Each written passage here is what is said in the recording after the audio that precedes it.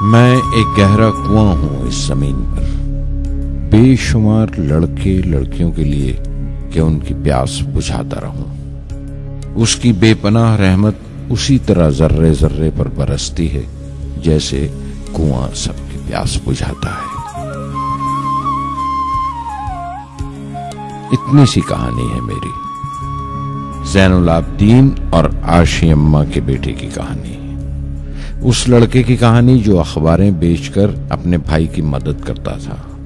उस शागिर्द की कहानी जिसकी परवरिश शिव सुब्रमण्य आयर और अय्यदुराई सोलोमन ने की। उस विद्यार्थी की कहानी जिसे पंडले मास्टर ने तालीम दी, MGK मेनन और प्रोफेसर साराभाई ने इंजीनियर की पहचान दी, जो नाकामियों और मुश्किलों में पलकर साइंसदान बना।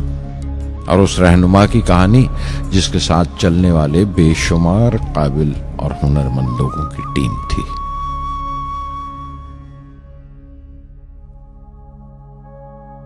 मेरी कहानी मेरे साथ खत्म हो जाएगी, क्योंकि दुनियावी मानों में मेरे पास कोई पूंजी नहीं है। मैंने कुछ हासिल नहीं किया, जमा नहीं किया। मेरे पास कुछ नहीं और कोई नहीं, न बेटा, न बेटी, न परिवार। मैं दूसरों के लिए मिसाल नहीं बनना चाहता, लेकिन शायद कुछ पढ़ने वालों को प्रेरणा मिले कि अंतिम सुख रूह और आत्मा की तस्कीन है। खुदा की रहमत उनकी वरासत है।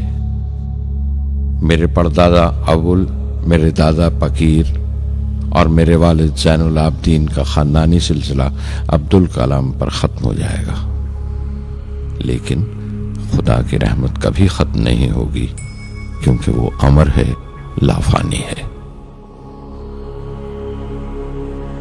पूर्णमदः पूर्णमिदं पूर्णात् पूर्णमुदच्यते पूर्णस्य पूर्णमादाय पूर्णमेवावशिष्यते। ॐ पूर्णमदः पूर्णमिदं पूर्णात् पूर्णमुदच्यते पूर्णस्य पूर्णमादाय पूर्णमेवावशिष्यते। पूर्णमदः पूर्णमिदं पूर्णात् पूर्णमुदच्यते पूर्णस्य पूर्णमादाय पूर्णमेवावशिष्यते। पूर्णमदः पूर्णमिदं पूर्णात् पूर्णमुदच्यते पूर्णस्य पूर्णमादाय पूर्णमेवावशिष्यते।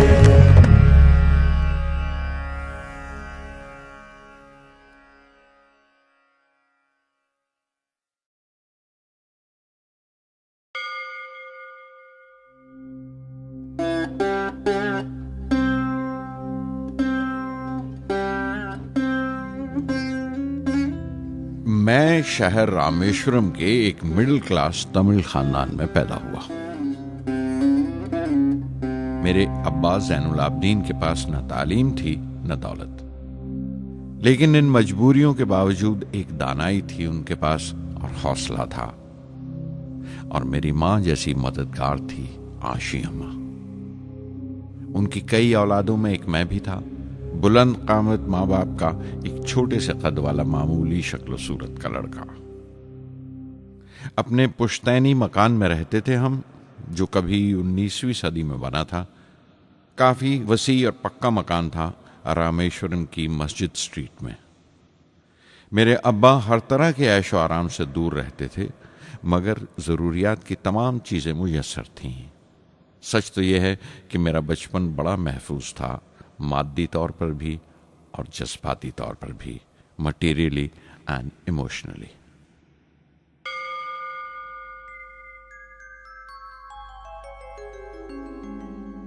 रामेश्वरम का मशहूर शिव मंदिर हमारे घर से सिर्फ 10 मिनट की दूरी पर था।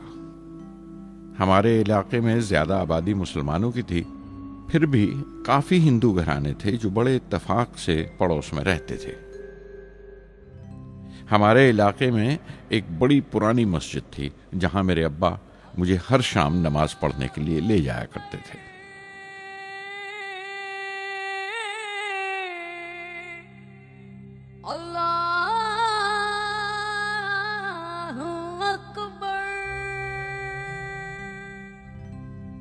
रामेश्वरम मंदिर के बड़े पुरोहित पक्षी लक्ष्मण शास्त्री मेरे अब्बा के पक्के दोस्त थे।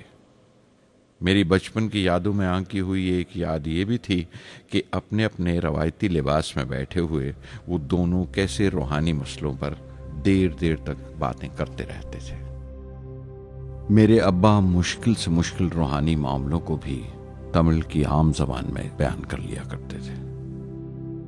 एक बार मुझसे कहा था, जब आफत आए तो आफत की वजह समझने की कोशिश करो, मुश्किलें हमेशा खुद को परखने का मौका देती हैं।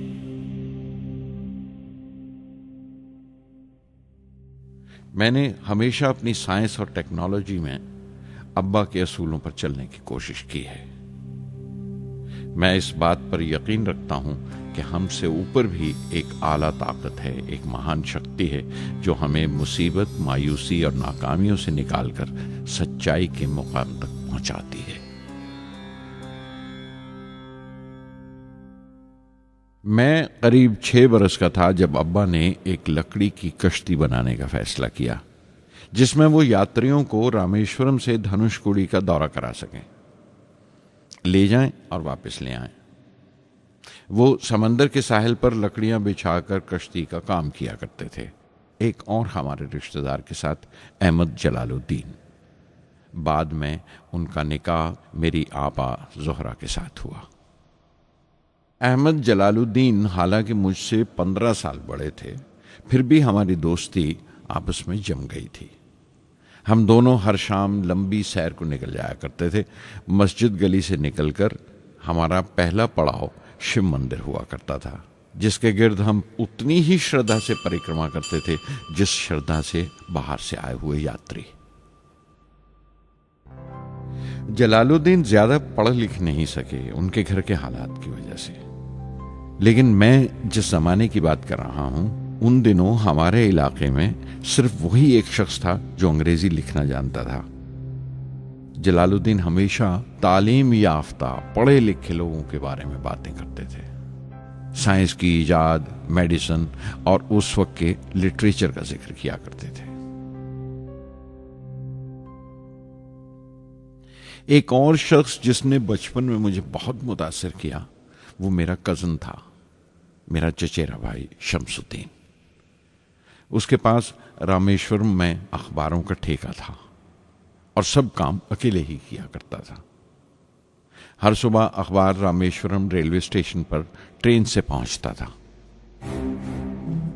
सन 1939 में दूसरी आलमगीर जंग शुरू हुई, द सेकेंड वर्ल्ड वॉर। उस वक्त मैं 8 साल का था। हिंदुस्तान को इत्तेहादी फौजों के साथ शामिल होना पड़ा और एक इमरजेंसी के से हालात पैदा हो गए थे। सबसे पहली दुर्घटना यह हुई कि रामेश्वरम स्टेशन पर आने वाली ट्रेन का रुकना कैंसिल कर दिया गया और अखबारों का गट्ठा अब रामेश्वरम और धनुषकोडी के बीच से गुजरने वाली सड़क पर चलती ट्रेन से फेंक दिया जाता। शमसुद्दीन को मजबूरन एक मददगार रखना पड़ा जो अखबारों के गट्ठे सड़क से जमा कर सके। वो मौका मुझे मिला और शमसुद्दीन मेरी पहली आमदनी की वजह बना। हर बच्चा जो पैदा होता है वो कुछ समाजी और आर्थिक हालात से जरूर असरअंदाज होता है और कुछ अपने जज्बाती माहौल से भी। उसी तरह उसकी तरबियत होती है। मुझे दयानतदारी और सेल्फ डिसिप्लिन अपने अब्बा से विरासत में मिला था और मां से अच्छाई पर यकीन करना और रहमदिली। लेकिन जलालुद्दीन और शमसुद्दीन की सोहबत से जो असर मुझ पर पड़ा, उससे सिर्फ मेरा बचपन ही महज अलग नहीं हुआ, बल्कि आइंदा जिंदगी पर भी उसका बहुत बड़ा असर पड़ा।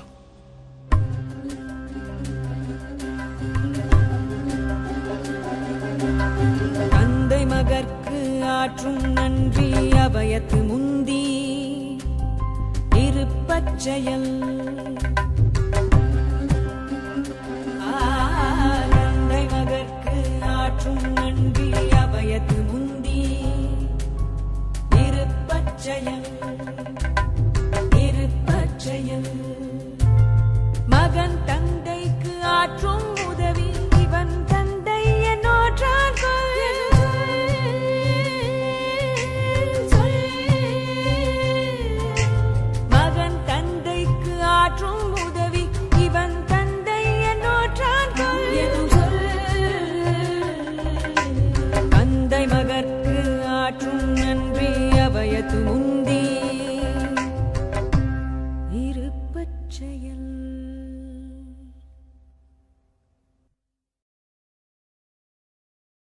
फिर जंग खत्म हो गई और हिंदुस्तान की आज़ादी बिल्कुल यकीनी हो गई।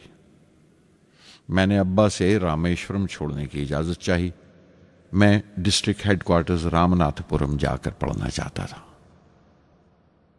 शमसुद्दीन और जलालुद्दीन मेरे साथ रामनाथपुरम तक गए मुझे शॉर्ट्स हाई स्कूल में दाखिल कराने के लिए। जाने क्यों वो नया माहौल मुझे रास नहीं आया। रामनाथपुरम बड़ा मसरूफ शहर था और करीब 50,000 की आबादी थी, लेकिन रामेश्वरम का सुकून और इत्मीनान कहीं नहीं था। घर बहुत याद आता था और घर लौटने का कोई मौका मैं छोड़ता नहीं था। शॉर्ट्स हाई स्कूल में दाखिल होने के बाद एक 15 साल लड़के के तमाम शौक जो हो सकते थे मेरे अंदर जाग उठे। मेरे टीचर अय्या दुराई सोलोमन बेहतरीन रहबर थे, गाइड, उस नौजवान जहन के लिए जिसके सामने जिंदगी की बेशुमार मुमकिनात खुलने वाली थी।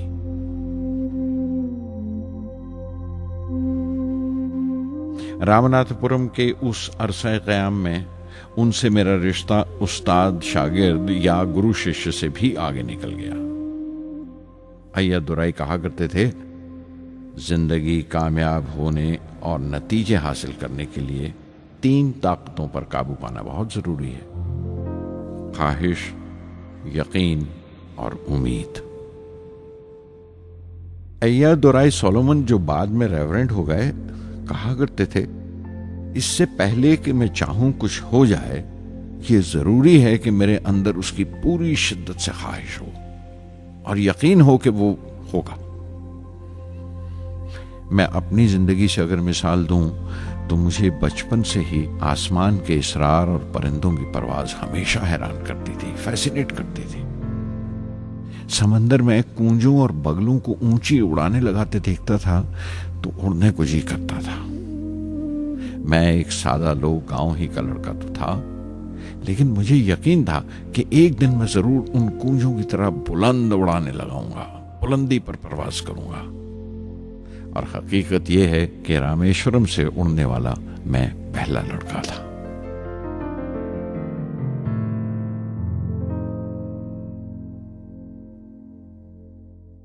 शॉर्ट्स स्कूल में तालीम खत्म करते करते मेरे अंदर खुद एतमादी बस चुकी थी और मुझे यकीन था कि मैं जरूर कामयाबी हासिल करूंगा। मैं तालीम आगे जारी रखूंगा, उसमें कोई दूसरा ख्याल नहीं था।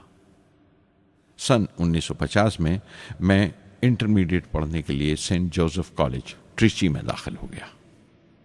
जब बीएससी डिग्री के लिए मैंने सेंट जोसेफ कॉलेज में दाखिला लिया तो हायर एजुकेशन के माने सिर्फ इतने ही जानता था।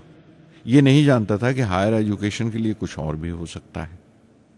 न ये जानता था कि साइंस पढ़ के फ्यूचर के लिए और क्या मौके हासिल हो सकते हैं। बीएससी पास करने के बाद ही जान पाया कि फिजिक्स मेरा सब्जेक्ट नहीं था। अपने ख्वाब को पूरा करने के लिए मुझे इंजीनियरिंग में जाना चाहिए था। पता नहीं क्यों कुछ लोगों का ऐसा ख्याल है कि साइंस आदमी को खुदा से मुनकर कर देती है, लेकिन मेरे लिए तो साइंस एतमाद, विश्वास और रूहानी तस्कीन की वजह रही है। किसी तरह मैं MIT यानी मद्रास इंस्टीट्यूट ऑफ टेक्नोलॉजी के उम्मीदवारों की लिस्ट में तो आ गया, लेकिन उसका दाखला बहुत महंगा था। कम से कम 1,000 रुपए की जरूरत थी और मेरे अब्बा के पास इतने रुपए नहीं थे। उस वक्त मेरी अक्का, मेरी आपा जोहरा ने अपने सोने के कड़े और चेन बेचकर मेरी फीस का इंतजाम किया। मुझ पर उसकी उम्मीद और यकीन देखकर मैं पसीज गया।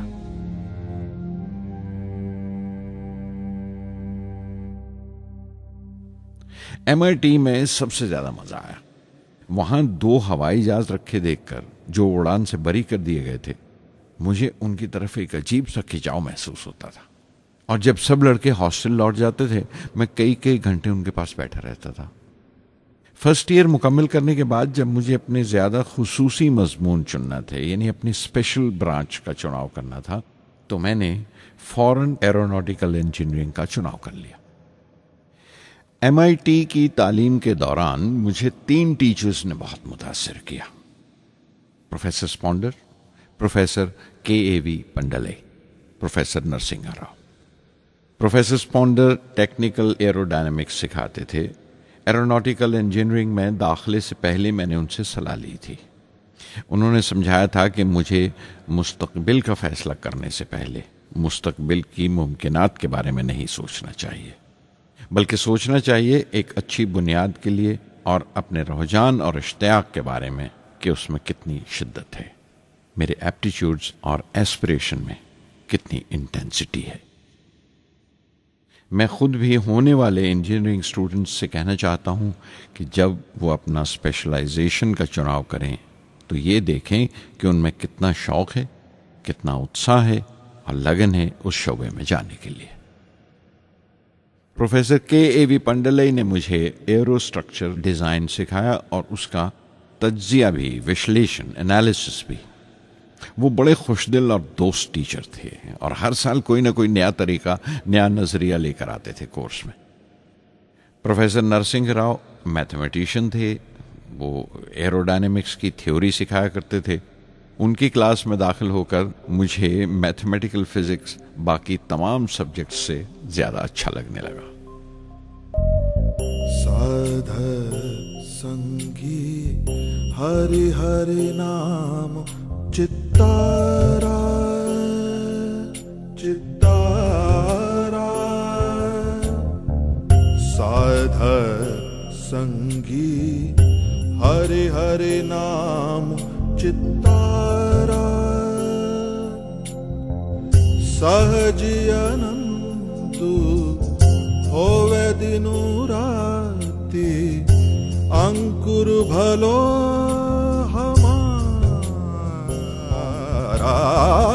साध संगी साध संगी।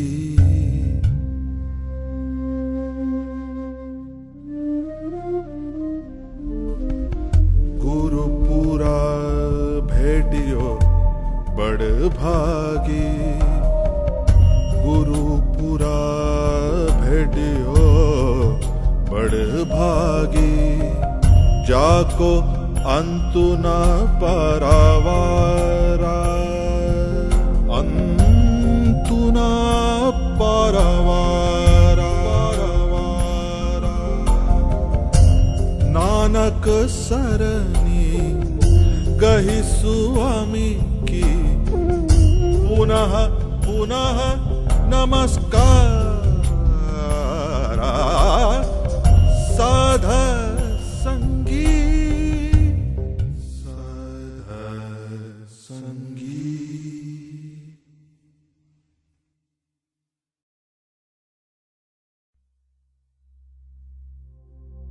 MIT से मैं बेंगलोर के हिंदुस्तान एरोनॉटिक्स लिमिटेड HAL में बतौर ट्रेनी दाखिल हो गया। HAL से जब मैं एरोनॉटिकल इंजीनियरिंग ग्रेजुएट बनकर निकला तो जिंदगी ने 2 मौके मेरे सामने खड़े कर दिए और दोनों मेरी परवाज के देरीना ख्वाब पूरे कर सकते थे। एक मौका था एयरफोर्स का, दूसरा मिनिस्ट्री ऑफ डिफेंस में directorate of technical development and production का। मैंने दोनों में अर्जी भेज दी और बैक वक्त दोनों से इंटरव्यू का बुलावा आ गया। एयरफोर्स के लिए मुझे देहरादून बुलाया गया था और डिफेंस के लिए दिल्ली। मेरे दोनों मुकाम 2000 किलोमीटर के फासले पर थे। ये पहला मौका था मेरा अपने वसी और विराट वतन को देखने का। खिड़की पर बैठा मैं इस देश की सरजमीन को पांव तले से बहता हुआ देख रहा था। हैरान था कि उत्तर की तरफ सफर करते हुए एक ही मुल्क का लैंडस्केप कैसे बदलता चला जाता है। मैं 1 हफ्ता दिल्ली में ठहरा, डिफेंस मिनिस्ट्री का इंटरव्यू दिया। इंटरव्यू अच्छा हुआ था। वहां से मैं देहरादून गया एयरफोर्स सिलेक्शन बोर्ड के इंटरव्यू के लिए। 25 उम्मीदवारों में मैं 9वें नंबर पर आया। मेरा दिल बैठ गया, बहुत मायूस हुआ। और कई दिन तक अफसोस रहा कि एयरफोर्स में जाने का मौका मेरे हाथ से निकल गया। मैं ऋषिकेश चला गया, दिल पर यह बोझ लेकर कि आने वाले दिन बड़े सख्त होंगे।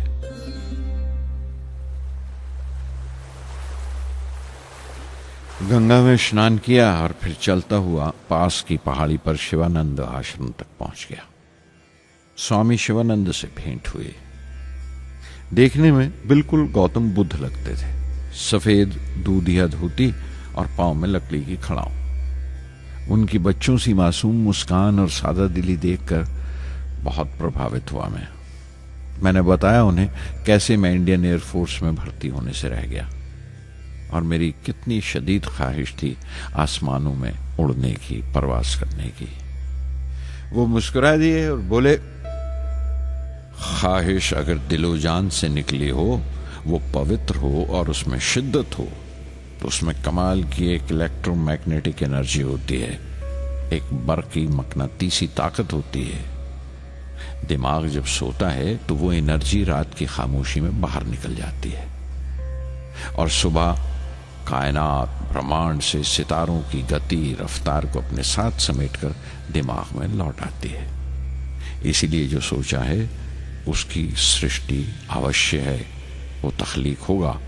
तुम विश्वास करो इस अजली बंधन पर, इस वचन पर कि सूरज फिर लौटेगा, बाहर फिर से आएगी। मैं दिल्ली लौट आया, डिफेंस से अपना इंटरव्यू का नतीजा दरियाफ्त किया। जवाब में मुझे अपॉइंटमेंट लेटर थमा दिया गया और अगले दिन से सीनियर साइंटिफिक असिस्टेंट मुकर्रर कर दिया गया 250 रुपए की माहाना तनख्वाह पर। 3 साल गुजर गए। उन्हीं दिनों बेंगलोर में एरोनॉटिकल डेवलपमेंट एस्टेब्लिशमेंट ADE का एक नया महकमा खुला और मुझे वहां पोस्ट कर दिया गया। बेंगलोर कानपुर से बिल्कुल मुख्तलिफ शहर था। मैं अपने डायरेक्टोरेट की पोस्टिंग का पहला साल वहां गुजार चुका था। दरअसल हमारे देश में ये एक अजीब तरीका है, एक अजीब सा ढंग है अपने लोगों को हद दर्जा तक निचोड़ लेने का, जो हमारे लोगों को इंतहा पसंद बना देता है। शायद इसलिए कि सदियों इस देश ने गैर मुल्की तहजीबों के जख्म भी खाए हैं और उन्हें अपने दामन में जगह भी दी है। अलग अलग हुक्मरानों से वफा करते करते हम अपनी हैसियत, अपनी यकताई खो बैठे हैं। बल्कि हमने एक और ही किस्म की खूबी पैदा कर ली है कि एक ही वक्त में रहम दिल भी हैं और बेरहम भी, हसास भी हैं और बेहिस भी। जितने गहरे हैं उतने ही सतही। ऊपर से देखो तो हम बड़े खुश रंग और खूबरू नजर आते हैं, लेकिन कोई गौर से देखे तो अपने हुक्मरानों की एक बेढब नकल से ज्यादा कुछ नहीं है। मैंने कानपुर में कल्ले में दबाए हुए पान वाले नवाब वाजिद अली शाह के नकलची बहुत देखे और बेंगलोर में फिरंगियों के अंदाज में कुत्ते की जंजीर थामे टहलते हुए साहिबों की कमी नहीं थी। बेंगलोर में रहकर मैं रामेश्वरम के सुकून और गहरे शांत वातावरण के लिए तरसता था।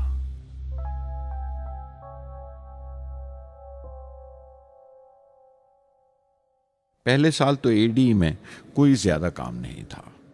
एक प्रोजेक्ट टीम बनाई थी कि 3 सालों में एक स्वदेशी हॉवरक्राफ्ट तैयार करें और वो वक्त से पहले तैयार हो गया। नंदी उसका नाम रखा गया, शिव की सवारी के आधार पर। उसका डिजाइन हमारी उम्मीद से ज्यादा अच्छा था, लेकिन मैं सख्त मायूस हुआ जब आपसी कंट्रोवर्सीज की बिना पर सारा प्रोजेक्ट बालाए ताक रख दिया गया, बंद कर दिया गया। Professor MGK Menon, Tata institute of fundamental research के डायरेक्टर, एक रोज अचानक ही हमारी जांच पड़ताल को आ पहुंचे। नंदी का जिक्र निकला। मुझसे पूछताछ करते हुए उन्होंने ख्वाहिश जाहिर की एक 10 मिनट की उड़ान के लिए। उसके 1 हफ्ता बाद की बात है, मुझे इनकुस्पार से बुलावा आ गया, the Indian committee for space research. मैं मुंबई चला गया रॉकेट इंजीनियर की पोस्ट के लिए इंटरव्यू देने। मेरा इंटरव्यू लेने वाले डॉक्टर विक्रम साराभाई और प्रोफेसर MGK मेनन के अलावा मिस्टर सराफ थे, जो उस वक्त एटॉमिक एनर्जी कमीशन के डिप्यूटी सेक्रेटरी के ओहदे पर थे। डॉक्टर साराभाई की गर्मजोशी ने पहली ही मुलाकात में मेरा दिल मोह लिया। अगले ही दिन मुझे खबर मिल गई कि मैं चुन लिया गया। मुझे इनकोस्पार में रॉकेट इंजीनियर की हैसियत से शामिल कर लिया गया था। सन 1962 के देरीना हिस्से में कहीं इनकोस्पार ने थुम्बा में इक्वेटोरियल रॉकेट लॉन्चिंग स्टेशन बनाने का फैसला किया। थुम्बा केरला में त्रिवेंद्रम से परे एक दूर दराज के ऊंगते से गांव का नाम है। हिंदुस्तान में यह मॉडर्न रॉकेट बेस्ड रिसर्च की एक दबी सी इब्तदा थी, हल्की सी शुरुआत।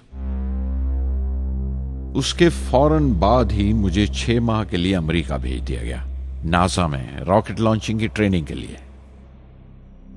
जाने से पहले मैं थोड़ा सा वक्त निकालकर रामेश्वरम गया। मेरे अब्बा मेरी इस कामयाबी के लिए बहुत खुश हुए और मुझे उसी मस्जिद में ले जाकर शुक्राने की नमाज अदा की।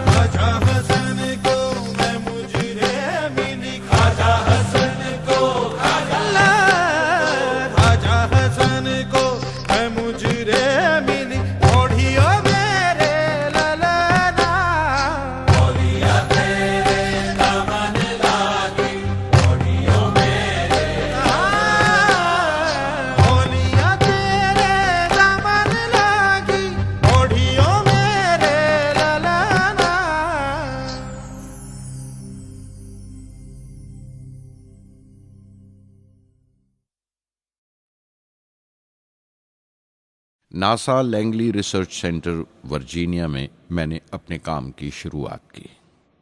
बाद में Goddard space flight centre Maryland चला गया। मैं अपना इंप्रेशंस अमेरिकन्स के बारे में बेंजामिन फ्रैंकलिन के इस जुमले से बयान कर सकता हूं, जिन बातों से तकलीफ होती है उनसे तालीम भी मिलती है। हिंदुस्तानी तंजीमों में, यहां की ऑर्गेनाइजेशंस में एक बड़ी मुश्किल है। जो ऊपर हैं वो बड़े मगरूर हैं। अपने से छोटों की, जूनियर्स और सबऑर्डिनेट्स की राय लेना अपनी हतक समझते हैं। कोई शख्स भी अपनी खूबी दिखा नहीं सकता अगर आप उसे मलामत ही करते रहें। उसूल और पाबंदी, पाबंदी और सख्ती, सख्ती और जुल्म के बीच की लाइन बड़ी महीन है, बारीक है। उसकी पहचान बहुत जरूरी है। मैं जैसे ही नासा से लौटा, फौरन बाद हिंदुस्तान का पहला रॉकेट लॉन्च वाक़ हुआ 21 नवंबर सन 1963। वो साउंडिंग रॉकेट था, नाम नाइकी अपाचे। नाइकी अपाचे की कामयाबी के बाद प्रोफेसर साराभाई ने अपनी आरजू, अपने एक ख्वाब का इजहार किया। एक Indian satellite launch vehicle ISLV का सपना। हिंदुस्तानी रॉकेट का ख्वाब 20वीं सदी में एक तरह से 18वीं सदी का ख्वाब भी कहला सकता है, जो टीपू सुल्तान ने देखा था। टीपू सुल्तान की फौज में 27 ब्रिगेड थे जो खुशून कहलाते थे, और हर एक ब्रिगेड में एक दस्ता था रॉकेटमैन का जो साथ रहा करता था और जुर्क्स कहलाता था। जब टीपू सुल्तान मारा गया तो अंग्रेजों ने 700 रॉकेट्स और 900 रॉकेट के सब सिस्टम्स बरामद किए 1799 में तिरुकन्नाहल्ली की जंग के बाद। वो रॉकेट्स विलियम कॉन्गरीव ने इंग्लैंड भिजवा दिए जांच पड़ताल के लिए, उसकी तकनीक समझने के लिए, जिसे आज की साइंसी जबान में हम रिवर्स इंजीनियरिंग कहते हैं। टीपू सुल्तान की मौत के साथ उस ख्वाब की भी मौत हो गई, कम से कम 150 साल के लिए। पंडित जवाहरलाल नेहरू की बदौलत वो रॉकेटरी का ख्वाब एक बार फिर हिंदुस्तान में जिंदा हुआ। प्रोफेसर साराभाई ने उस ख्वाब को हकीकत बनाने की जिम्मेदारी अपने सर ले ली। बहुत से तंग नजर लोगों को एतराज था इस बात पर कि इस मुल्क में जहां लोगों को 2 वक्त की रोटी नसीब नहीं होती, वहां इन स्पेस उड़ानों को, इन खलाई तहरीकों को क्यों तरजीह दी जा रही है। लेकिन प्रधानमंत्री पंडित नेहरू और प्रोफेसर साराभाई के नजरिए में किसी किस्म का मुबालगा नहीं था। उनके नजरिए बिल्कुल साफ थे कि अगर दुनिया के मुल्कों में और दुनिया के मसलों में कोई हिस्सा लेना है, शिरकत करनी है, हिंदुस्तान को कोई हैसियत हासिल करनी है, तो साइंस और टेक्नोलॉजी की तरक्की और खुद मुख्तारी, सेल्फ रिलायंस अशद जरूरी है। और उनका मकसद ताकत का मुजाहिरा हरगिज नहीं था। सहज पके सुमीठा होए। थुम्बा में 2 रॉकेट सहज पके मगर कामयाब हुए, एक रोहिणी, दूसरा मेनका। अगला साल लगा ही था जब प्रोफेसर साराभाई ने मुझे दिल्ली बुला भेजा। एक मीटिंग थी और मीटिंग में ग्रुप कैप्टन वीएस नारायणन से मेरा तारुफ कराया गया, जो एयर हेडक्वार्टर्स से थे। प्रोफेसर साराभाई ने रेटो तैयार करने का इरादा जाहिर किया, rocket assisted take off system, एक मिलिट्री एयरक्राफ्ट जो रॉकेट की मदद से उड़ाया जा सके, बड़ी छोटी सी जगह में। शाम तक यह खबर भी आम हो गई कि हिंदुस्तान एक खुद साख्ता मिलिट्री एयरक्राफ्ट तैयार कर रहा है और मैं उस प्रोजेक्ट का मुख्तार हूं, जिम्मेदार हूं। मैं कई तरह के जज्बात से भर गया, खुश भी था, शुक्रगुजार भी, खुशकिस्मत भी, और एक एहसास हुआ तकमील का, फुलफिलमेंट का। 19वीं सदी के एक शायर की ये सतरें बहुत याद आई। हर दिन के लिए तैयार रहो, हर दिन को एक तरह ही मिलो। जब ओखली हो बर्दाश्त करो, जब दस्ता हो तो वार करो। रेटो पे काम करते हुए 2 अहम वाकयात हुए। पहला तो यह था कि अपने देश में पहली बार स्पेस रिसर्च का 10 साला प्रोग्राम तैयार हुआ, जिसके ऑथर थे प्रोफेसर साराभाई। मेरे लिए वो एक ऐसा रोमानी मैनिफेस्टो था जैसे स्पेस से इश्क करने वाले किसी शायर की रोमानी नज्म हो, जैसे कोई अपने देश के आसमान से इश्क करने लगा हो। और दूसरा वाकया मिनिस्ट्री ऑफ डिफेंस में मिसाइल पैनल का तैयार होना। नारायणन और मैं, हम दोनों उस पैनल के मेंबर थे। उस वक्त तक भविष्य की आने वाली SLV सैटेलाइट लॉन्च व्हीकल का नाक नक्शा भी तैयार हो चुका था। प्रोफेसर साराभाई अपने देरीना ख्वाब को ताबीर देने के लिए कुछ और साथियों का चुनाव कर चुके थे। मैं खुद को खुशकिस्मत समझता हूं कि मुझे उस प्रोजेक्ट का लीडर चुना गया। उस पर प्रोफेसर साराभाई ने मुझे एक और जिम्मेदारी भी सौंपी कि लॉन्च की 4थी स्टेज मैं ही डिजाइन करूं। यह मामूल था, मेरा आदत थी कि हर मिसाइल पैनल की मीटिंग के बाद मैं जाकर प्रोफेसर साराभाई को पूरी तफसील, पूरी रिपोर्ट देता था। दिल्ली में ऐसी ही एक मीटिंग के बाद 23 दिसंबर 1971 को मैं त्रिवेंद्रम लौट रहा था और उस दिन प्रोफेसर साराभाई थुम्बा में SLV का मुआयना करने गए हुए थे। दिल्ली एयरपोर्ट के लाउंज से मैंने उन्हें फोन किया, पैनल मीटिंग की तफसील बताई। प्रोफेसर साराभाई ने मुझे कहा कि मैं त्रिवेंद्रम एयरपोर्ट पर उनका इंतजार करूं। मैं जब त्रिवेंद्रम पहुंचा तो फिजा में एक मातम बिछा हुआ था। मुझे खबर दी गई कि प्रोफेसर साराभाई नहीं रहे। चंद घंटे पहले दिल का दौरा पड़ने से उनका इंतकाल हो गया। मैं थर्रा के रह गया। चंद घंटे पहले ही तो मैंने उनसे बात की थी। मेरे लिए वो बहुत बड़ा सदमा था। प्रोफेसर साराभाई मेरी नजर में इंडियन साइंस के राष्ट्रपिता हैं, जैसे राष्ट्र के पिता महात्मा गांधी हैं। उन्होंने अपनी टीम से रहनुमा पैदा किए और खुद अपने अमल से उनके लिए मिसाल साबित हुए।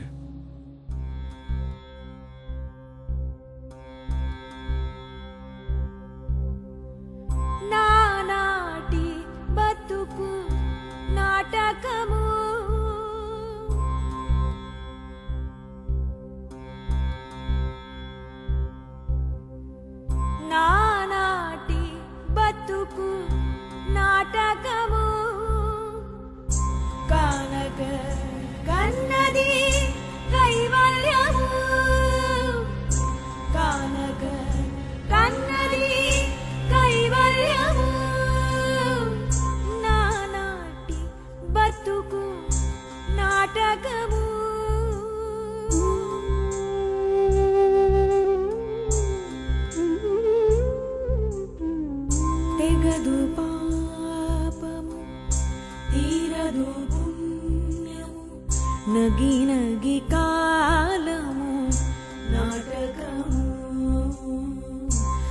తీరదు పాపము తీరదు పుణ్యము నగి నగి కాలము నాటకము యగువన శ్రీ వెంకటేశ్వరుడేలికే యగువన శ్రీ వెంకటేశ్వరుడేలికే గగనము మీదిది కైవల్యము గగనము మీదిది కైవల్యము కైవల్యము.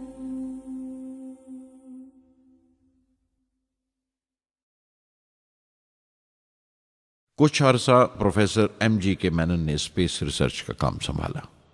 बिलाखिर प्रोफेसर सतीश धवन को Indian space research organisation ISRO की जिम्मेदारी सौंप दी गई। तुम्बा का पूरा कॉम्प्लेक्स एक बड़े पैमाने पर स्पेस सेंटर बना दिया गया और Vikram Sarabhai space centre VSSC का नाम दिया गया। जिसने वो सेंटर कायम किया था उसी के नाम से उस जगह की श्रद्धांजलि पेश की गई। मशहूर मेटलर्जिस्ट डॉक्टर ब्रह्म प्रकाश VSSC के पहले डायरेक्टर मुकर्रर हुए। कोई भी शख्स अपनी जिम्मेवारी में तभी कामयाब हो सकता है अगर वो बारसूख हो, मोतबर हो और अपने फैसलों के लिए उसे सही हद तक आजादी हो। शायद निजी जिंदगी में भी तसल्ली का यही एक रास्ता है। आजादी और जिम्मेवारी एक साथ हो, तभी वो तस्कीन और खुशी का बायस हो सकती है। और जाती आजादी हासिल करने के लिए मैं 2 रास्ते तजवीज कर सकता था जो मैंने इख्तियार किए। पहला तो ये कि अपनी तालीम और तरबियत को बढ़ावा दो। इल्म, नॉलेज बड़ा कारआमद हथियार है, बहुत काम आता है। इल्म जितना ज्यादा होगा उतनी ज्यादा आजादी के हकदार होगे।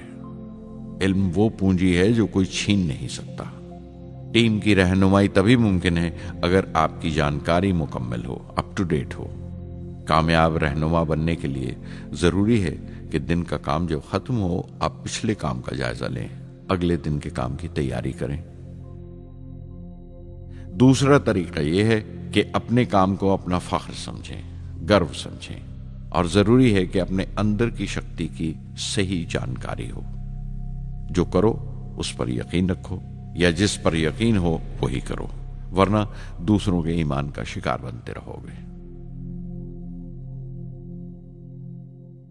SLV प्रोजेक्ट के पहले 3 सालों में साइंस के बहुत से नए नए इसरार खुले और आहिस्ता आहिस्ता साइंस और टेक्नोलॉजी का फर्क समझ आने लगा। रिसर्च और अमल, डेवलपमेंट का फासला पता चलने लगा। किसी भी ईजाद में गलतियां होना लाजमी है, लेकिन हर गलती कामयाबी की तरफ एक और कदम उठाती है, एक और सीढ़ी बन जाती है। किसी भी तख्लीक की तरह SLV-3 की तख्लीक भी कई दर्दनाक लम्हों से गुजरी।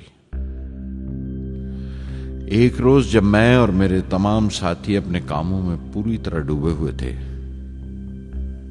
मेरे घर से एक मौत की इत्तला पहुंची। मेरे दोस्त और हमदर्द मेरे बहनोई जलालुद्दीन का इंतकाल हो गया था। कुछ देर के लिए तो मैं सुन्न होकर रह गया। मेरी आंखों में अंधेरा छा गया। थोड़ी देर बाद जब अपने चौगिरदे का एहसास हुआ तो महसूस किया जैसे मेरी हस्ती का एक हिस्सा मर गया था। रात की रात बसों में सफर करता हुआ अगली सुबह मैं रामेश्वरम पहुंचा। जोहरा को क्या तसल्ली देता और क्या सब्र देता अपनी भांजी महबूबा को जो रो रो कर हलकान हो रही थी। मेरी आंखों के सोते पहले ही सूख चुके थे। थुम्बा लौटकर बहुत दिनों तक सारा कामकाज, सारी मसरूफियत बेमानी लगने लगी। बहुत दिनों तक बहुत मलाल लगा, सब बेमानी लगता था। प्रोफेसर धवन देर देर तक हौसला देते थे। कहते SLV पर जैसे जैसे काम आगे बढ़ेगा मुझे सब्र महसूस होगा और ये मायूसी कम होते होते गुजर जाएगी। 1976 में मेरे अब्बा ज़ैनुल आबदीन 102 साल की उम्र में वहीं रामेश्वरम में इंतकाल फरमा गए। 15 पोते पोतियां छोड़कर गए थे पीछे और एक पड़पोता। दुनियावी तौर पर वो सिर्फ एक और बुजुर्ग की मौत थी। कोई बड़ा मातम नहीं हुआ, झंडा नहीं उतारा गया, न अखबारों ने स्याह हाशिए दिए, न सियासतदान थे वो, न विद्वान कोई, न कोई बड़े सरमायादार। एक सीधे सादे इंसान थे, फरिश्ता सिफत, और हर उस बात की वजह थे जो दानाई और पारसाई की राह दिखाती है।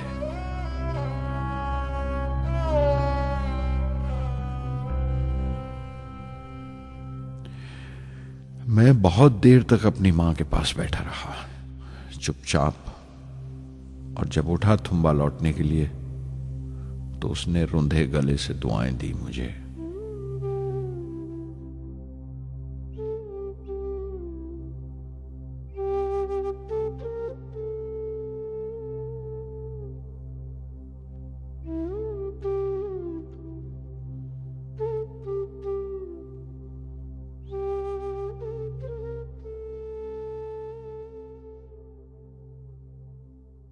SLV-3 अपोजी रॉकेट जो फ्रांस से उड़ाई जाने वाली थी, अचानक कुछ मुश्किलों का शिकार हो गई। मुझे फौरन फ्रांस जाना पड़ा। मैं रवाना होने ही वाला था कि मेरी मां की मौत की खबर पहुंची। यके बाद दीगरे 3 मौतें हो गई मेरे घर में। उस वक्त मुझे अपने काम में पूरे ध्यान की जरूरत थी। 100% लगन से काम करने की ख्वाहिश किसी और लगन की गुंजाइश नहीं छोड़ती। मुकम्मल नीति और पूरी लगन से SLV-3 का ख्वाब 1979 के दरमियान में जाकर पूरा हुआ। हमने SLV-3 की परवाज का दिन 10 अगस्त 1979 तय किया था। 23 मीटर लंबा 4 स्टेजेस का ये रॉकेट 17 टन का वजन लेकर 7:58 पर बड़ी कजदाई से उड़ा और खला की तरफ रवाना हुआ।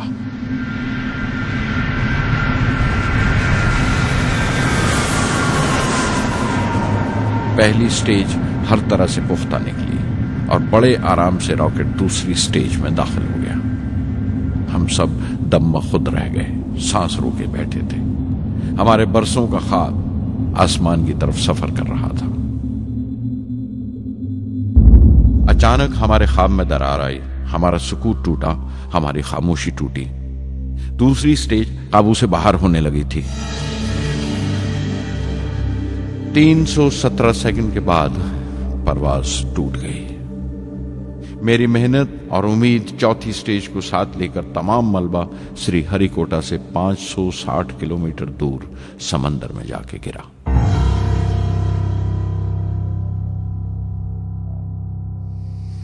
इस हादसे से हम सबको सख्त सदमा पहुंचा।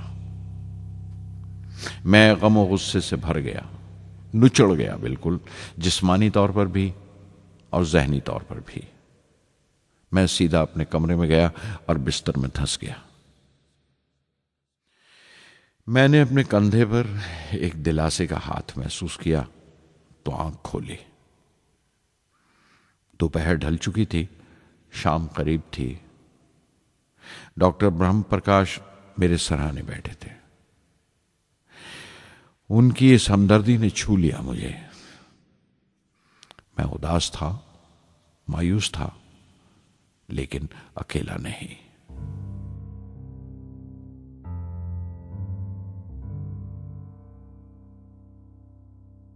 हर शख्स तकनीकी जमा तफरीक और बहस मुबासे के बाद मुतमईन हो चुका था, संतुष्ट हो चुका था, लेकिन मुझे इत्मीनान ना आया और मुसलसल बेचैन रहा।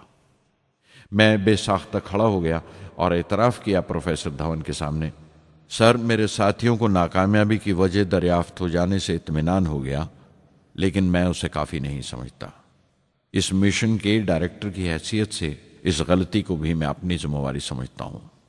SLV-3 की नाकामयाबी की जिम्मेवारी मेरी है।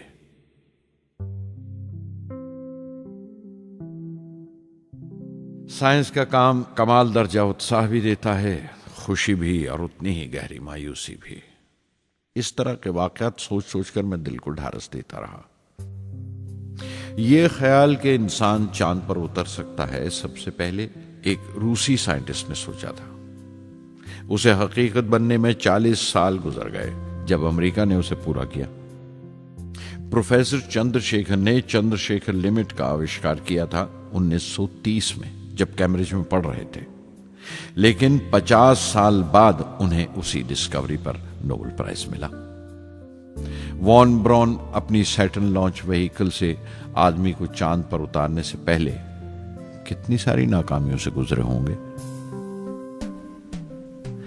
पहाड़ की चोटी पर उतरने से पहाड़ पर चढ़ने का तजुर्बा नहीं मिलता।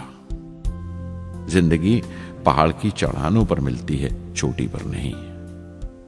चढ़ानों पर ही तजुर्बे मिलते हैं और जिंदगी मंचती है और टेक्नोलॉजी तरक्की करती है। चोटी पर पहुंचने की कोशिश ही में चढ़ानों का इल्म हासिल होता है। मैं एक एक कदम चलता रहा, चढ़ता रहा चोटी की तरफ।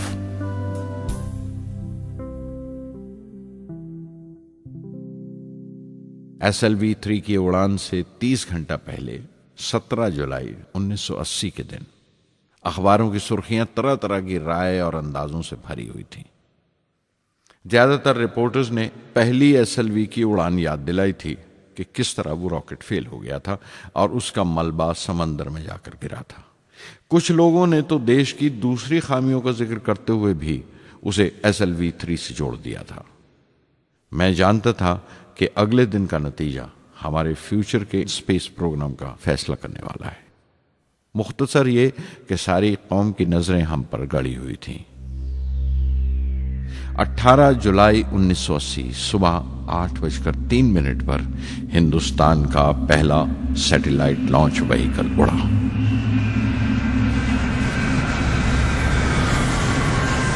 मैंने रोहिणी सैटेलाइट का तमाम डेटा कंप्यूटर पर जांचा। अगले 2 मिनट के अंदर अंदर रोहिणी अंतरिक्ष में था। उस तमाम शोरगुल के बीच में मैंने अपनी जिंदगी के सबसे अहम अल्फाज अदा किए। मैं मिशन डायरेक्टर बोल रहा हूं, एक जरूरी खबर सुनने को तैयार रहो। चौथी स्टेज कामयाबी के साथ रोहिणी सैटेलाइट को लेकर अंतरिक्ष में दाखिल कर रही है। मैं ब्लॉक से बाहर आया तो मेरे साथियों ने मुझे कंधों पर उठा लिया और नारे लगाते हुए जुलूस निकाला। सारी कौम में एक जोश की लहर दौड़ गई। हिंदुस्तान उन चंद कौमों में शामिल हो गया था जिनके पास सैटेलाइट लॉन्च की काबिलियत थी। हमारी कौम का एक ख्वाब पूरा हुआ था और हमारे इतिहास का एक नया बाब खुला, एक नया चैप्टर। प्रधानमंत्री इंदिरा गांधी ने मुबारकबाद का तार भेजा और सबसे ज्यादा हिंदुस्तान के साइंसदान खुश थे कि ये पूरी कोशिश स्वदेशी थी, हमारी अपनी थी। मैं कुछ मिले जुले जज्बात से गुजर रहा था। मैं खुश था कि पिछली 2 दहाइयों से जिस कोशिश में था बिलाखिर उसमें कामयाब हुआ। लेकिन उदास था जिन लोगों की बदौलत में यहां पहुंचा था वो लोग मेरे साथ नहीं थे। मेरे अब्बा, मेरे बहनोई जलालुद्दीन और प्रोफेसर साराभाई। SLV-3 की कामयाबी के महीने भर के अंदर ही प्रोफेसर धवन का फोन आया एक दिन और दिल्ली बुलाया प्रधानमंत्री से मिलने के लिए। मेरी एक छोटी सी उलझन थी कपड़ों को लेकर। हमेशा से बड़े आमियाना से कपड़े पहनता हूं और पांव में चप्पल या स्लीपर कह लो। प्रधानमंत्री को मिलने जैसा वो लिबास नहीं था, मेरे लिए नहीं, उनके एहतराम के लिए। सुना तो प्रोफेसर धवन बोले, कपड़ों की फिक्र मत करो, तुमने जो शानदार कामयाबी पहन रखी है वो काफी है। रिपब्लिक डे 1981 मेरे लिए एक बड़ी खुशखबरी लेकर आया कि मुझे पद्म भूषण से नवाजा गया है। मैंने अपने कमरे को बिस्मिल्लाह खां की शहनाई से भर लिया।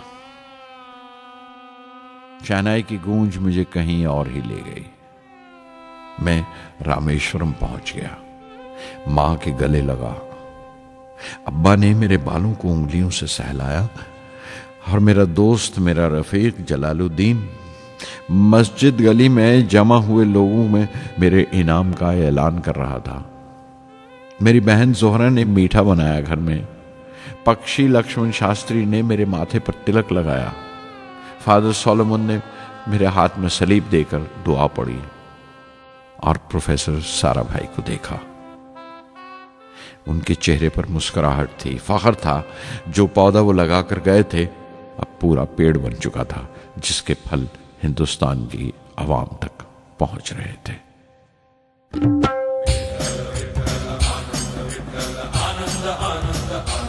ओ आनंदाचे डोही आनंद तरंग, आनंदाचे डोही आनंद तरंग, आनंदाची अंग, आनंदाचे आनंदाची अंग, आनंदाचे आनंदाचे डोही आनंद तरंग, आनंदाचे डोही आनंद तरंग।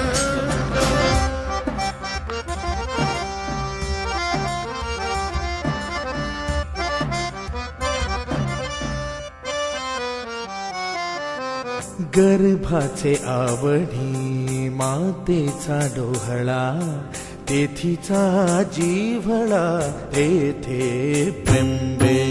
गर्भाचे आवडी मातेचा डोहळा, तेथीचा जीवळा तेथे प्रेंबे।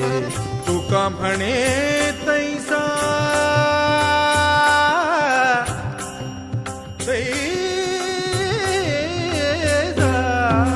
तुका म्हणे तैसा ओतलाचे ठसा, अनुभव सरीसा मुखाला। आनंदाचे डोही आनंद तरंग, आनंदाची अंग, आनंदाचे आनंदाचे डोही आनंद तरंग।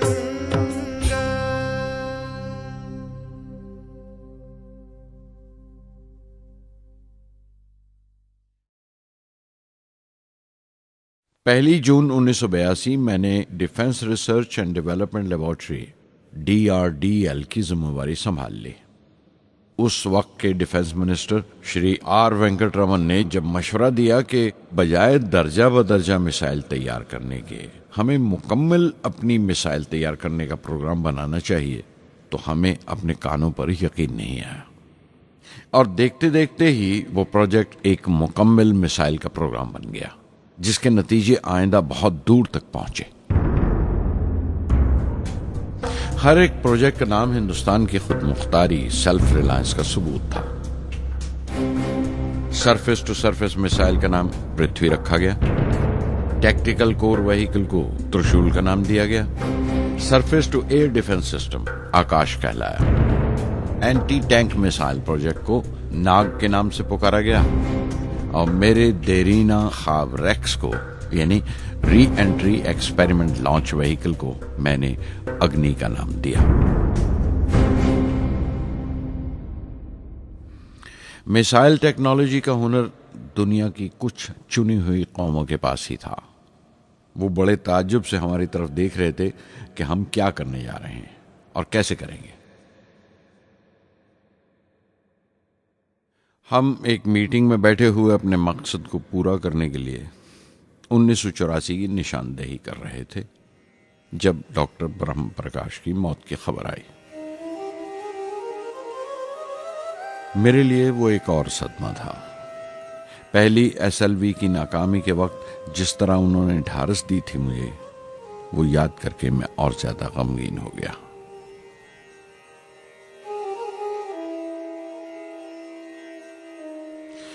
प्रोफेसर साराभाई अगर VSSC के निर्माता थे, बनाने वाले थे, तो डॉक्टर ब्रह्म प्रकाश उसके आमिल थे, एग्जीक्यूटर थे। उनकी विनम्रता ने मुझे बड़ी हद तक नरम कर दिया। और मैंने अपनी तुंद मिजाजी पर काफी काबू कर लिया। उनकी हलीमी सिर्फ अपनी खूबियों तक ही महदूद नहीं थी, बल्कि अपने से छोटों को इज्जत देना भी उनकी आदत में शामिल था। उनके बर्ताव और सलूक में ये बात नजर आ जाती थी कि कोई शख्स भी खामियों से खाली नहीं है। यहाँ तक कि अफसर भी, लीडर भी, रहनुमा भी। वो बहुत बड़े दानिश्वर थे।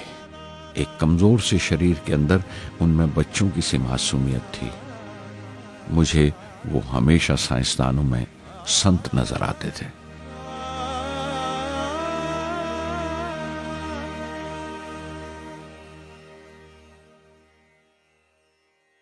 पृथ्वी का काम अपनी तकमील को पहुंच रहा था जब हम 1988 में दाखिल हुए। 25 फरवरी 1988 सुबह 11:23 पर पृथ्वी की पहली परवाज वाक़ई हुई। हमारे मुल्क में वो एक ऐतिहासिक मौका था। पृथ्वी सिर्फ एक सरफेस टू सरफेस मिसाइल ही नहीं, बल्कि आइंदा आने वाली तमाम किस्म की मिसाइल का बुनियादी नक्शा भी था।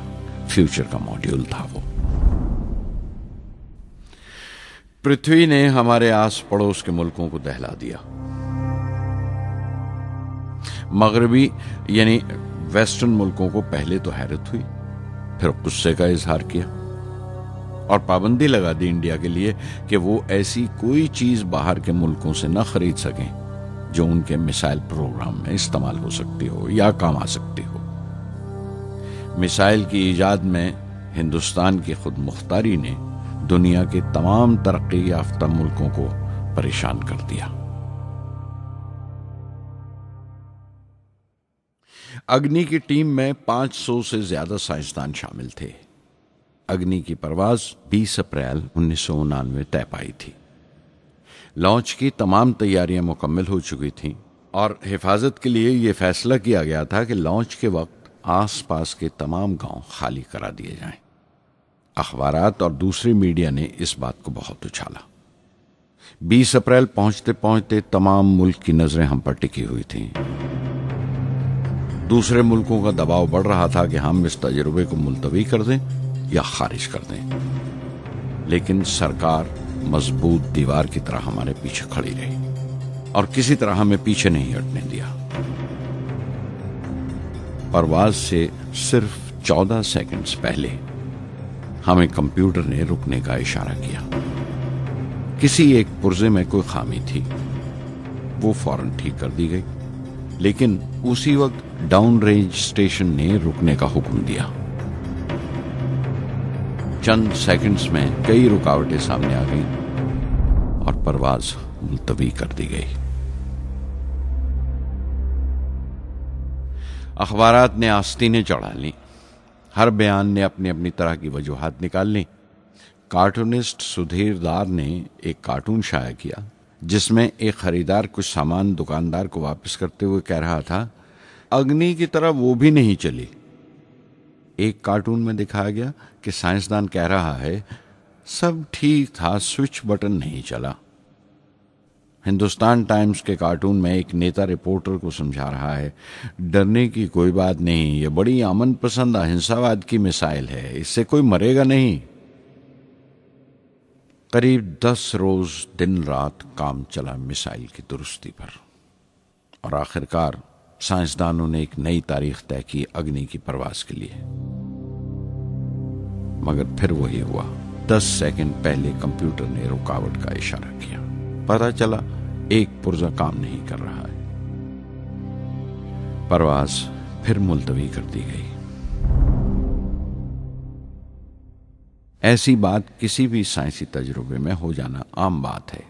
गैर मुल्कों में भी बहुत बार होता है, लेकिन उम्मीद से भरी हुई कौम हमारी मुश्किलें समझने को तैयार नहीं थी। हिंदू अखबार में केशव का एक कार्टून छपा जिसमें एक देहाती कुछ नोट गिनते हुए कह रहा था, मिसाइल के वक्त गांव से हट जाने का मुआवजा मिला है।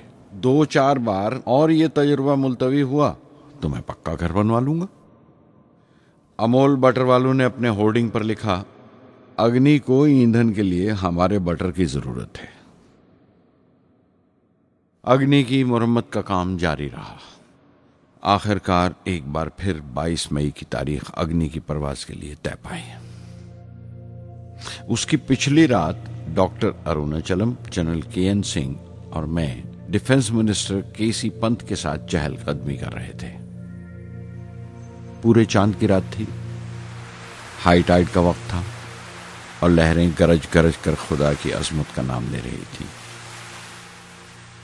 कल अग्नि की परवाज कामयाब होगी या नहीं, बार बार यही सवाल हमारे दिमाग में गूंज रहा था।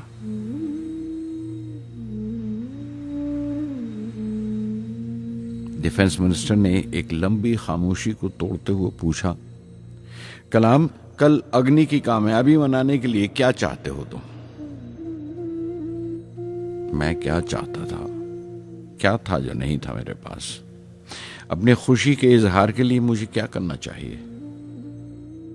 और अचानक मुझे जवाब मिल गया, हम 1 लाख पेड़ों की कोंपलें लगाएंगे, मैंने कहा और उनके चेहरे पर रौनक आ गई।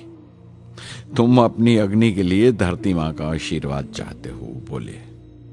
कल यही होगा, उन्होंने पेशंगोई की।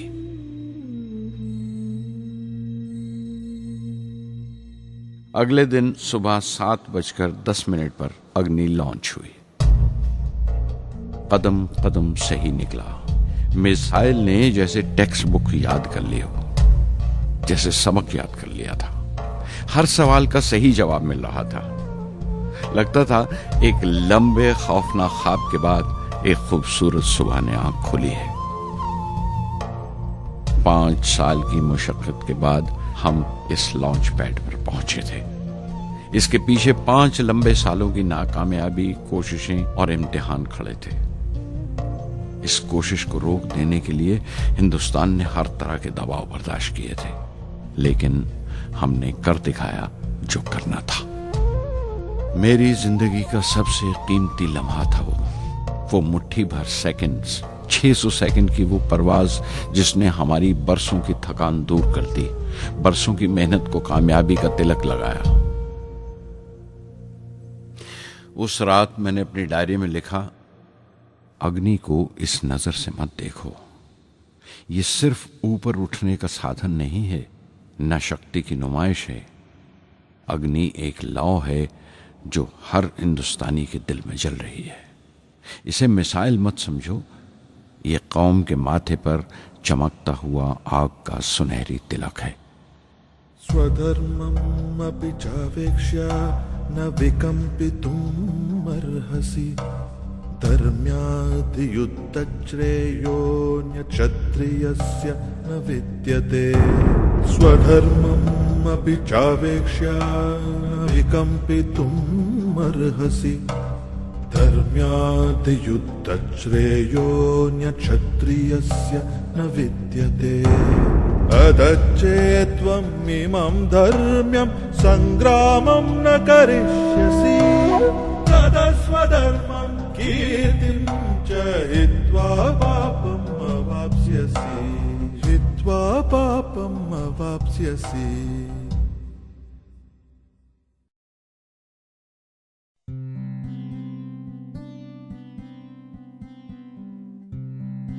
$1990 के रिपब्लिक डे पर देश ने मिसाइल प्रोग्राम की कामयाबी का जश्न मनाया। मुझे पद्म विभूषण से नवाजा गया और डॉक्टर अरुणाचलम को भी। 10 साल पहले पद्म भूषण की यादें एक बार फिर हरी हो गईं। रहन सहन मेरा अब भी वैसा ही था जैसा तब था। 10 बाय 12 का एक कमरा किताबों से भरा हुआ और कुछ जरूरत का फर्नीचर जो किराए पर लिया था। फर्क इतना ही था कि तब यह कमरा त्रिवेंद्रम में था, अब हैदराबाद में। वेटर मेरा नाश्ता लेकर आया, इडली और छाछ, और आंखों में एक खामोश मुस्कुराहट, मुबारकबाद की। मैं अपने हमवतनों की इस नवाजिश से छलक गया।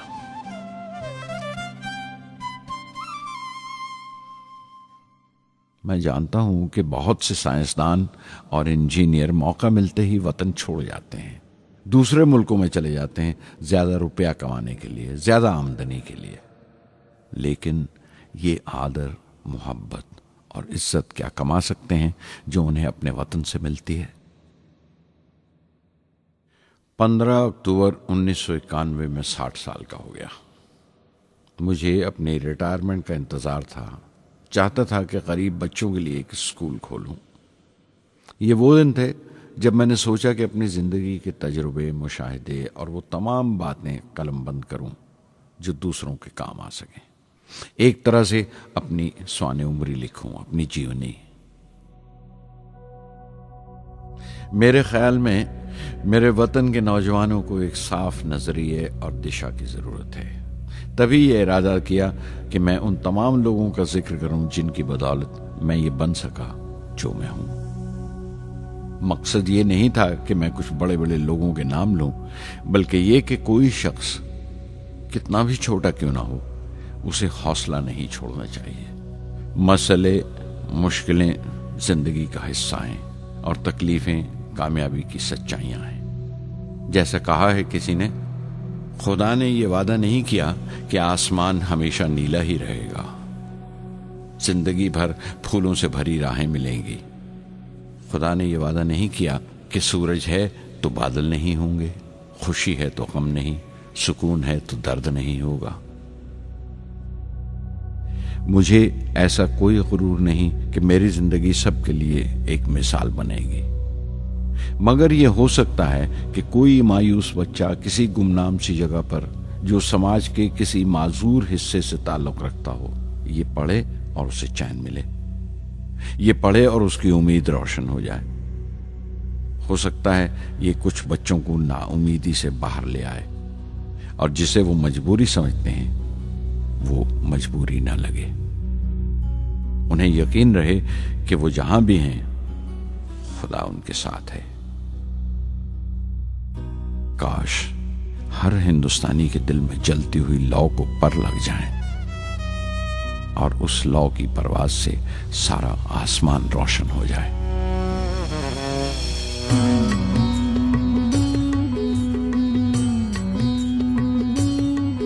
ये ज़मीं मेरी, मेरा आसमां, बड़ा खूबसूरत है जहां।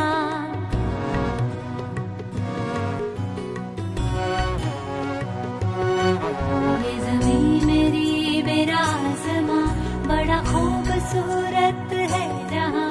मेरी जिंदगी परवाज़ है, वो फिजा मेरी, मैं उड़ूं जहां। मेरी जिंदगी परवाज़ है, वो फिजा मेरी, मैं उड़ूं जहां। ये ज़मीं मेरी, मेरा आसमां, बड़ा खूबसूरत है जहां। कभी धूप लेप के आसमां हमने सुनहरी कर लिया। कभी धूप लेप के आसमां हमने सुनहरी कर लिया। फिर धूप बांध के पाँव में हम उड़े हैं ठंडी हवाओं में। ज़मीं मेरी, मेरा आसमां, बड़ा खूबसूरत है जहां। कभी वक्त उठा के सरों पे हम और आग लेके परों पे हम। कभी वक्त उठा के सरों पे हम और आग लेके परों पे हम। कभी छानी खाली खला कहीं, हम उड़े जहाँ पे हवा नहीं। ज़मीं मेरी, मेरा आसमां, बड़ा खूबसूरत है जहां। मेरी जिंदगी परवाज़ है, मेरी जिंदगी परवाज़ है, वो फिजा मेरी, मैं उड़ूं जहां। ये ज़मीं मेरी, मेरा आसमां, बड़ा खूबसूरत है जहां। ये ज़मीं मेरी, मेरा आसमां, बड़ा